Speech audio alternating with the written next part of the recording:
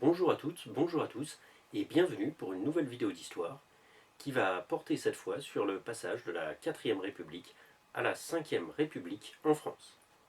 La 4ème République a connu de nombreuses difficultés. On parle d'une instabilité gouvernementale très forte. Cela veut dire qu'il est très difficile pour un gouvernement de conserver le soutien de la majorité des députés, et sans ce soutien, le gouvernement est rapidement renvoyé. Ainsi, en 12 ans, de 1946 à 1958, il y a eu 18 gouvernements différents en France. En regardant le fonctionnement des institutions, on a déjà dit que la 4ème République est un régime parlementaire. C'est le pouvoir législatif, le Parlement, qui a la possibilité de choisir l'exécutif ou de le renvoyer. Mais cela ne suffit pas à expliquer une telle instabilité.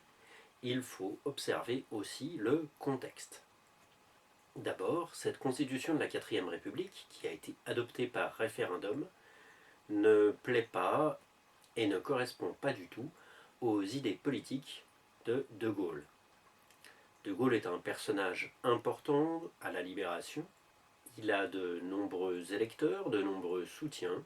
Et le parti politique qu'il dirige, le RPF, Rassemblement du peuple français, ne participera à aucun des gouvernements de la 4ème République, puisque De Gaulle et son parti sont opposés à un régime parlementaire. Et puis, à partir de 1947, la guerre froide a conduit l'ensemble des partis à se distinguer du Parti communiste. Le Parti communiste avait participé au gouvernement provisoire à la Libération, mais il ne participera plus à aucun gouvernement de toute la 4ème République. Or, le RPF et le Parti communiste obtiennent régulièrement chacun plus de 100 députés.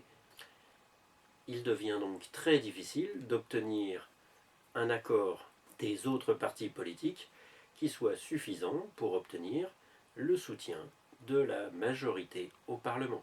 Mais il y a un autre contexte international très important pour comprendre les difficultés de la 4ème République. Il s'agit de la décolonisation. En effet, si on reprend les dates de la 4ème République, de la fin de la Deuxième Guerre mondiale jusqu'à 1958, toute cette période est une période de guerre coloniale pour la France. La guerre d'Indochine de 1945 jusqu'à 1954, et la guerre d'Algérie qui commence en 1954 et qui n'est pas terminée en 1958. C'est le gouvernement de Mendes France qui a négocié l'indépendance de l'Indochine en 1954, mais l'importance prise par la guerre d'Algérie en 1958 va mettre fin au régime de la 4ème République. En effet, l'Algérie est une colonie de peuplement. Elle représente un enjeu plus important pour le gouvernement français que les autres colonies. Et en 1956, Guy Mollet, le chef du gouvernement, a décidé d'envoyer les appelés, c'est-à-dire les jeunes qui doivent faire leur service militaire, en Algérie. On ne parle pas de guerre, mais des événements d'Algérie qu'il faut pacifier. Seulement les colons qui vivent à Alger et les militaires français craignent que le gouvernement n'accorde l'indépendance à l'Algérie. Ils manifestent et plusieurs généraux vont même se révolter, menaçant d'envoyer leurs soldats sur Paris pour faire un coup d'État si on ne leur donne pas l'assurance que l'Algérie restera française. Et pour cela, ils réclament que ce soit un militaire qui soit placé à la tête du gouvernement.